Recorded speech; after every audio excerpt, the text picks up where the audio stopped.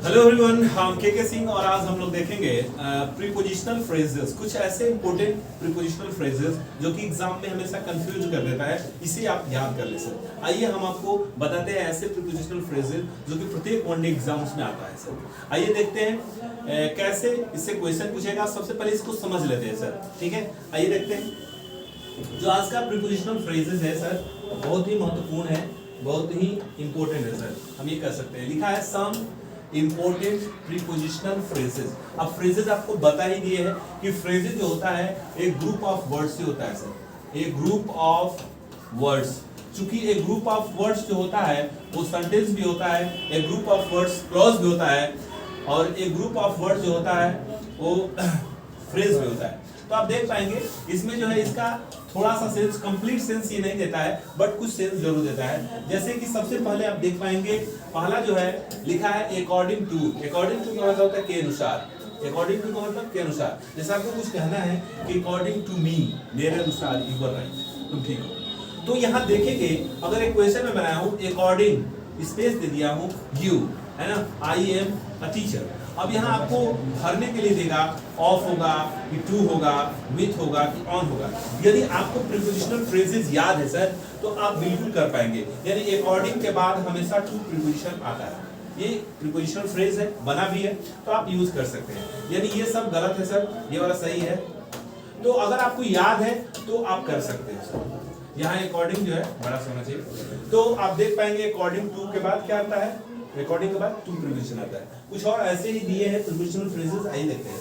Because of यानी के कारण, ठीक है। बिकॉज ऑफ का मतलब के कारण। इन फ्रंट ऑफ मतलब होता है के सामने। जैसे आपको कहना है कि एक मंदिर है मेरे घर के सामने, तो कह सकते हैं there was a temple in front of my house. अब यहाँ देखिए उसी में से स्पेस कर देगा और आपको क्वेश्चन बना देगा, ठीक है। तो इसको याद जरूर करें। इन फेवर ऑफ यानी के पक्ष में। इन फेवर ऑफ का मतलब है के पक्ष में। फेवर का मतलब पक्षी होता है। जैसे आप कहते हो मेरे फेवर में आप बात करो, ठीक है, तो फेवर से बना है। अब इन डिफेंस ऑफ यानी के बचाव में। डिफेंस एक वर्ड होता है बचाना, ठीक है। In defence of. In spite of. In spite of का मतलब है के बावजूद, ठीक है।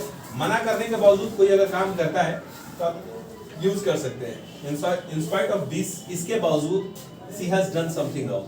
तो ऐसे सेंटेंसेस क्रिएट हो सकते हैं। इंस्टीड ऑफ यानी के बदले में। इंस्टीड ऑफ का मतलब होता है के बदले में, किसी के बदले में यूज किया जा सकता है। In course of. In course of का मतलब होता है के दौरान, ड्यूरिंग, के दौरान, ठीक है, पढ़ाई के दौरान। In the course of teaching, ठीक है, पढ़ाने के दौरान। आई स्पोक इंग्लिश, ठीक है। तो ऐसे आप कर सकते हैं, इन कोर्स ऑफ टीचिंग। आइए कुछ और है उसको देखते हैं सर। ऑन बिहाफ ऑफ यानी की ओर से। अगर किसी की ओर से आप कुछ बोल रहे हैं तो ऐसा वर्ड यूज किया जाता है, on behalf of. In order to के लिए। ऑन अकाउंट ऑफ के कारण, ठीक है। फॉर फियर ऑफ के भय से, मतलब किसी के भय से अगर आपको यूज करना है तो फॉर फियर ऑफ के भय से। एट बॉटम ऑफ यानी के जड़, के जड़ में या मूल में। बॉटम का ही मतलब हो जाता है पेंदी या जड़, मूल, ठीक है। इन कनेक्शन विथ यानी के संबंध में। इन कनेक्शन विथ के संबंध में। इन ऑनर ऑफ के सम्मान में। मान लीजिए कोई पार्टी हो, ठीक है, तो इन ऑनर ऑफ के सर के सम्मान में वी आर प्रेजेंट हियर, ठीक है, हम लोग मौजूद हैं यहाँ पे। तो ये आप यूज कर सकते हो। इन ऑनर ऑफ का मतलब के सम्मान में, है ना। For the god sake. For the god's sake का मतलब होता है ईश्वर के नाम पर। बहुत सारी चीजें ईश्वर के नाम पे, बहुत सारे लोग भीख में मांगते हैं, तो बहुत कुछ है। तो ये फ्रेजेस आप याद करिए और इससे क्वेश्चन जरूर बन के एग्जाम में आता है। आई होप आप सबको समझ में आया होगा। Thanks for watching, thanks, thank you.